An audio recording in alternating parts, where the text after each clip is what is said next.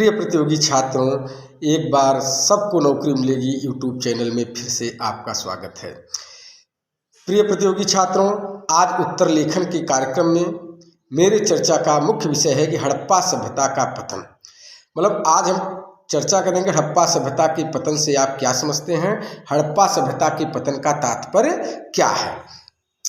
जैसे प्रिय प्रतियोगी छात्रों, यदि एग्जाम में यह प्रश्न पूछ ले हड़प्पा सभ्यता के पतन से आप क्या समझते हैं या हड़प्पा सभ्यता के पतन से क्या तात्पर्य है, तो इस पर आप क्या लिखेंगे, इस पर मैं आपकी एक दृष्टि क्लियर कर रहा हूँ। आप सीधा दिखाइए। हड़प्पा सभ्यता का पतन इतिहास लेखन में एक विवादास्पद मुद्दा रहा है।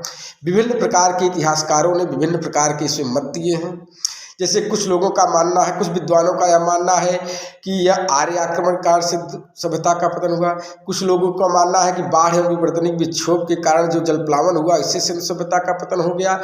कुछ ने कहा कि जल की कमी एवं पर्यावरणीय असंतुलन से सिंधु घाटी सभ्यता का पतन हो गया।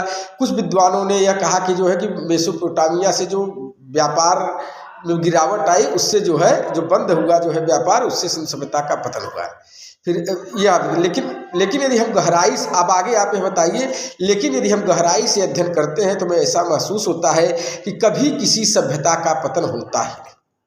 जैसे हम सिंधु घाटी सभ्यता के पतन को ही ले लें तो सिंधु घाटी सभ्यता में जो चीज़ें उस समय विद्यमान थी वो निरंतरता एवं परिवर्तन के क्रम में आज भी विद्यमान है।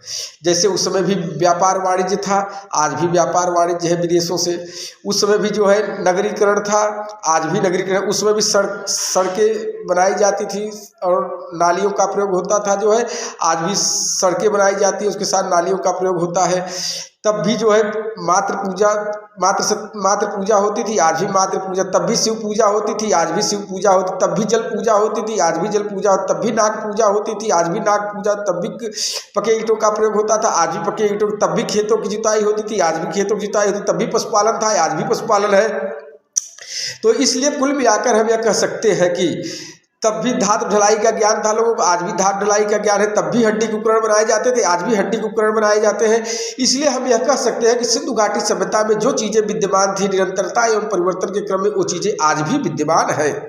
इसलिए हम यह नहीं कह सकते कि सिंधु घाटी सभ्यता का पतन था। अभी तो सिंधु घाटी सभ्यता के नगरीकरण का पतन था, जिसमें विभिन्न कारकों ने अपनी अपनी भूमिका निभाई थी।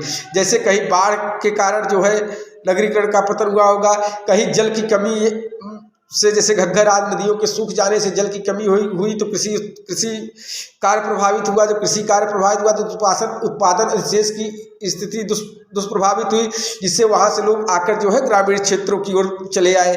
तो और जो है उससे जो है जब कृषि अधिशेष की स्थिति में कमी आई होगी जो है, तो उससे क्या हुआ होगा, तो व्यापार वाणिज्य को जो था उसको उसके हतोत्साहित हुआ होगा, जिसके वजह से कुछ लोग जो है घर पे यहाँ जो है ग्रामीण क्षेत्रों की ओर पलायन कर गए होंगे। तो आप यह बताइएगा कि सिंधु घाटी सभ्यता का पतन या सिंधु घाटी सभ्यता का पतन नहीं था, अपितु यह नगरीकरण का पतन था, जिसमें विभिन्न कारकों ने भूमिका निभाई। कहीं नदियों के मार्ग परिवर्तन की वजह से वो जो है उस सभ्यता का वहाँ के लोग जो है ग्रामीण क्षेत्र प्राय, कहीं नदी के सूख जाने से वहाँ कृषि कार्य प्रभावित हुआ होगा, कहीं जल प्लावन आया होगा, कहीं जो है बाह्य आक्रमणकारी भी आए होंगे इससे कुछ स्थानों का।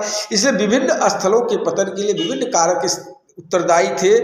तो यह कुल मिलाकर सिंधु घाटी सभ्यता का पतन नहीं, अभी सिंधु घाटी सभ्यता के नगरीकरण का पतन था।